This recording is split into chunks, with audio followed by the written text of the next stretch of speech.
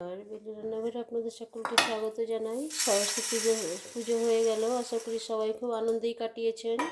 সরস্বতী পুজোর দিনে আমাদের কিছু নিয়ম আছে, সেদিন রান্না করে রেখে দিতে হয়, তারপর দিন বাসি খাবার আছে। তো আজকে আমার রান্না বান্না নেই, তো কী বাসি খাবার আছে চলুন আপনাদের কাছে শেয়ার করি। সরস্বতী পুজোর দিন আমাদের গোটা সেদ্ধ করতে হয় মাসকলাই, গোটা মাসকলাই ভেজে সেদ্ধ করতে হয়।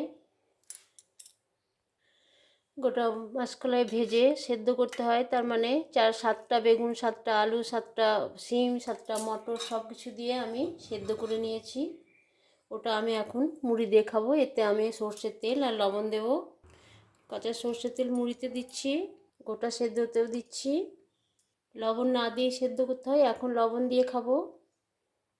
কালকে নিরামিষ তরকারি করে রেখেছি, পনির, বাঁধাকপি ঝাল, আলু দিয়ে, পনির, মটর, কড়াইশুঁটি দিয়ে আমি বোঁতের শাক করেছি, এটাও বেশ ভালো হয় খেতে।